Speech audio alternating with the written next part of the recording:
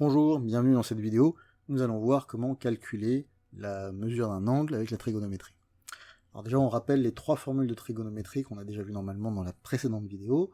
Donc cosinus c'est côté adjacent sur hypoténuse, sinus c'est côté opposé sur hypoténuse, et tangente c'est côté opposé sur côté adjacent. On va en avoir besoin pour pouvoir utiliser correctement la trigonométrie pour calculer la mesure d'un angle. Alors, imaginons qu'on ait un triangle rectangle, et que dans ce triangle rectangle, on cherche à calculer l'angle qui est en rouge. Dans cet exercice, on va nous donner deux longueurs. Alors imaginons que ce soit celle-ci, on va dire que ça fait 4,5 cm,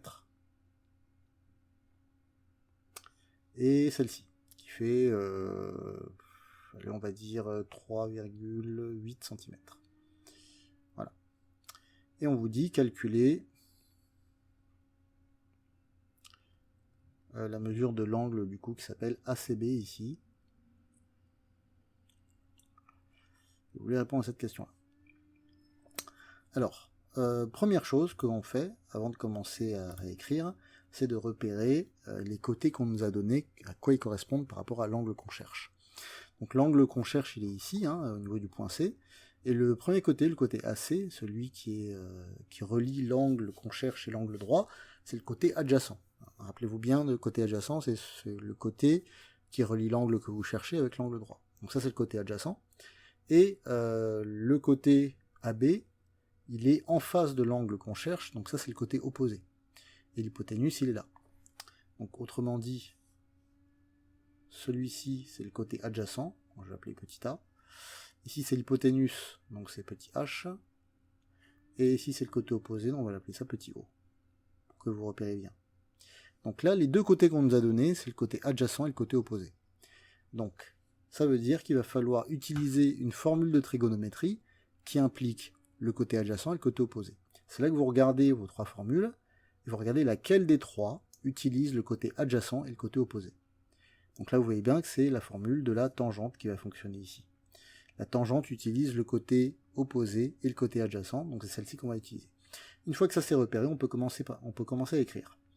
Alors lorsqu'on utilise la trigonométrie, on précise toujours que le triangle est rectangle, parce que c'est comme le théorème de Pythagore, ça ne s'utilise que dans un triangle rectangle. Donc il faut le préciser si on veut rédiger les choses correctement. Donc on sait que le triangle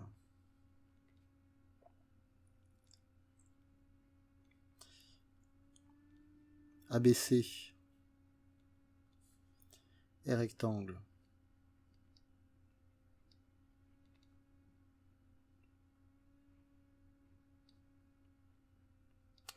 en A. Et ensuite on dit, comme là on utilise la tangente, on va écrire tan pour tangente. On va mettre dans la parenthèse le nom de l'angle qu'on cherche à calculer. Donc là c'est l'angle ACB, on met bien la lettre sur laquelle se trouve l'angle au milieu des trois lettres. On peut écrire si on veut BCA, mais il faut bien que le C soit au milieu.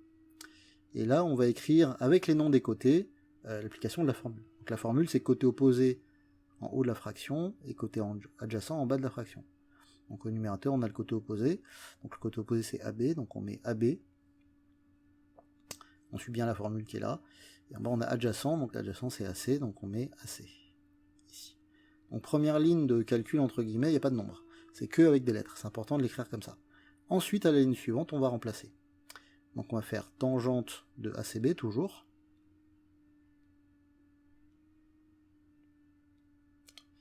et là on va remplacer AB et AC par les longueurs qui nous sont données dans l'énoncé. Donc comme AB fait 3,8, on va mettre 3,8, et AC ça fait 4,5, donc on met ça. Et on va pouvoir maintenant trouver la mesure de l'angle ACB. Alors si vous vous rappelez bien de la précédente vidéo, vous vous rappelez qu'on avait appris justement à trouver la mesure d'un angle en degrés lorsqu'on a le cosinus, le sinus ou la tangente. Donc là on va devoir utiliser ça. On a la tangente de l'angle, donc on sait que c'est 3,8 sur 4,5. Donc on va pouvoir utiliser notre calculatrice pour pouvoir calculer l'angle. Donc nous on veut faire tangente de, trouver l'angle qui correspond à ça, donc il faut qu'on utilise arctan. Donc on fait Shift sur la calculatrice, on appuie sur tan pour qu'il utilise tangente moins 1, on ouvre la parenthèse et on met notre fraction. Et, On va mettre 3,8. Hop, divisé par 4,5. On peut mettre le symbole fraction, le symbole divisé, hein, c'est pareil. Pour la calculatrice, c'est la même chose. Et on fait égal. Ah, ça c'est parce que les mesures sont pas bonnes. Alors c'est une bonne occasion de rappeler ces choses-là. Quand vous cherchez à faire un calcul d'angle avec la trigonométrie, si ça vous donne un résultat un peu bizarre, c'est que en fait les angles sont mal définis. Donc vous allez dans le menu. En fait, faites Shift d'abord avant. Donc vous retournez là-dedans. Voilà. Shift, Setup, voilà. Et vous voyez angle, il y a marqué rad, parce que c'est en radian pour l'instant. Et en fait, les angles, il y a plusieurs façons de les... Enfin, il y a plusieurs unités de mesure. Il y a les degrés, les radians et les grades. Nous, au collège, on va utiliser les degrés, donc il faut bien que ce soit défini sur degrés, sinon ça va vous donner des résultats bizarres. Donc là, vous faites F1, pour le mettre en degrés, et une fois que c'est en degrés, là, ça a fonctionné. Donc on recommence, voilà, et là, on va avoir 40,2 degrés si on arrondit correctement. Donc on va l'arrondir... au dixième, hein, donc 40,2 degrés sera très bien. Alors au passage, ce qu'on va faire pour faire la chose vraiment bien, c'est que on va pas mettre égal, on va mettre environ égal, puisque là il va falloir arrondir notre valeur.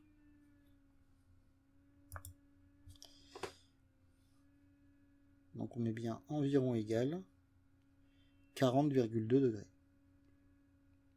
Voilà. Donc c'est pas très compliqué. Je vais expliquer tous les cas de figure et je vais rappeler un petit peu résumer ce qu'on a fait. D'abord, on détermine quels sont les deux côtés qu'on va utiliser par rapport à l'angle qu'on nous a donné. Donc là, on avait le côté adjacent et le côté opposé. On regarde à quelle formule ça correspond. Une fois qu'on le sait, on commence à écrire. Et on écrit la formule, d'abord avec les lettres, ensuite on remplace avec les nombres. Et là, pour le dernier passage, ici, on utilise la calculatrice pour le faire. Donc c'est toujours arc quelque chose. Calculatrice. Alors je vais donner deux autres exemples, on va pas le faire jusqu'au bout, là je voulais juste en donner un vraiment bien fait. Les autres c'est juste pour vous faire bien comprendre laquelle des trois formules on utilise. Donc imaginons que cette fois-ci on ait un triangle rectangle, donc je vais le faire rapidement. Hop, hop, hop.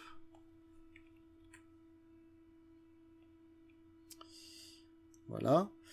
Et vous cherchez l'angle qui est ici, et on vous donne ce côté-là et ce côté-là. Laquelle des trois formules vous utilisez? Ben là, ça c'est le côté adjacent, ça c'est l'hypoténuse, donc ça va être la formule du cosinus qu'on va utiliser. Maintenant, si à la place de ce côté-là, on vous donne celui-ci, ça c'est le côté opposé, parce qu'il est en face de l'angle, ça c'est l'hypoténuse, dans ce cas-là c'est le sinus. Et maintenant, si à la place de celui-ci, on vous donne celui-ci, ben là en face c'est toujours le côté opposé. Là le côté qui est à côté de l'angle, ben c'est le côté adjacent. Donc il faut chercher une formule où il y a le côté opposé et le côté adjacent. Et là ça formule la tangente. Donc vous comprenez bien qu'en fait on va utiliser l'une des trois formules de trigonométrie en fonction des côtés qu'on nous a donnés. Généralement on va nous en donner deux.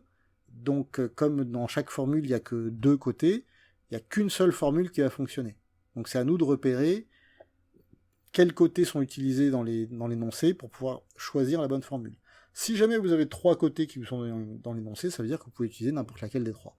Mais la plupart du temps, hein, soyons honnêtes, on va vous en donner que deux, parce qu'on va vouloir savoir si vous savez choisir.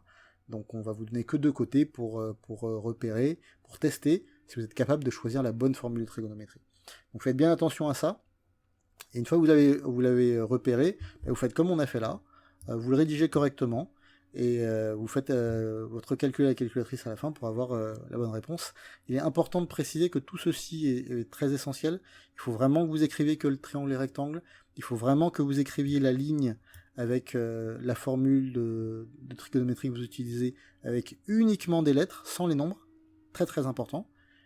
À la ligne d'après uniquement vous mettez les nombres, et la ligne suivante vous mettez l'angle en degrés que vous avez trouvé. Vous remarquerez que je n'ai pas écrit arctan ou tan-1, ça c'est quelque chose qu'on a fait sur la calculatrice, mais on n'est pas obligé de le faire, de l'écrire sur la copie, ça n'a pas d'intérêt de l'écrire sur la copie, donc pas besoin de le faire. Voilà. Entraînez-vous comme d'habitude, hein, c'est qu'en essayant qu'on réussit à y arriver. Comme je vous dis habituellement, l'entraînement rend performant. Donc faites-en plein, et une fois que vous serez bien à l'aise avec ça, vous ne ferez plus jamais aucune erreur sur vos calculs de trigonométrie, parce que en vérité c'est quelque chose de très très très facile.